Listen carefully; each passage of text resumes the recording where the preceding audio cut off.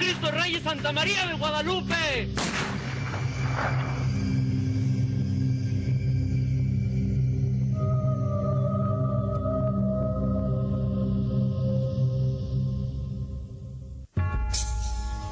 México es un país profundamente católico. Su identidad como nación se forjó con la aparición de la Virgen de Guadalupe. Sin embargo, en la primera mitad del siglo XX, el pueblo católico mexicano tuvo que superar una increíble prueba. Luego de terminado el periodo de convulsión, conocido como Revolución Mexicana, la tranquilidad estaba lejos de reinar. Grupos violentos peleaban entre sí por el poder y buscaban instaurar un mundo de espaldas a Dios. Aquí hubo un conflicto entre los ciudadanos de la ciudad del hombre y los ciudadanos de la ciudad de Dios. Aquellos que llegaron hasta el desprecio de su propia vida con tal de no fallarle ni a Dios ni al prójimo. En 1921 la imagen de la Virgen de Guadalupe se libró milagrosamente de un atentado. Luego vino la explosión del Cristo del Cubilete, la expulsión del nuncio apostólico, las bombas en las catedrales de Morelia y Guadalajara. La violencia crecía. En 1924 llegó al poder Plutarco Elías Calles, representante del sector más radical del gobierno. Para 1926 había hecho aprobar la llamada Ley Calles, que castigaba cualquier actividad de culto y caridad cristiana.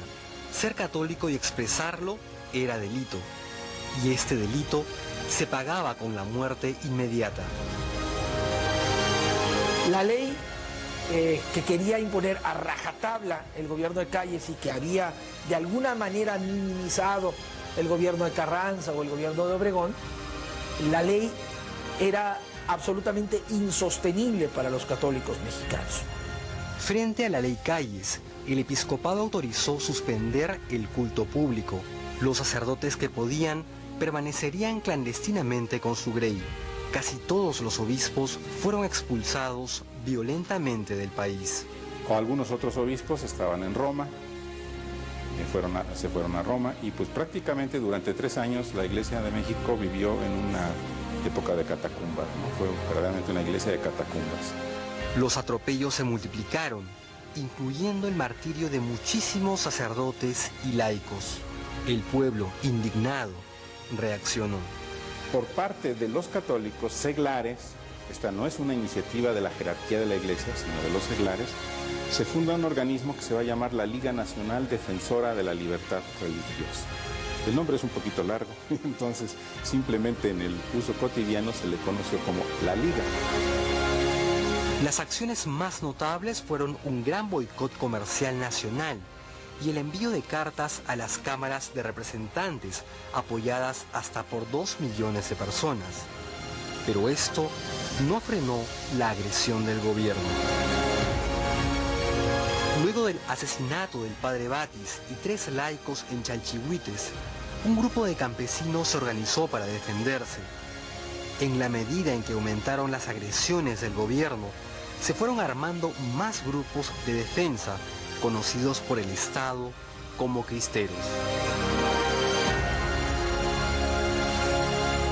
Siendo ellos católicos, y de pronto en Michoacán, en Jalisco, aquí mismo en Querétaro, en Guanajuato, se empieza a organizar una resistencia civil. Primero, pues para proteger a los ministros de culto y al culto católico. Y después, pues para repeler los ataques y para repeler también el hostigamiento por parte de las tropas federales. En 1929 los cristeros no podían ser vencidos y el gobierno estaba muy débil. El gobierno entonces desistió de la violencia explícita contra la Iglesia y estos grupos dejaron las armas. La persecución a la Iglesia había comenzado antes y continuaría después.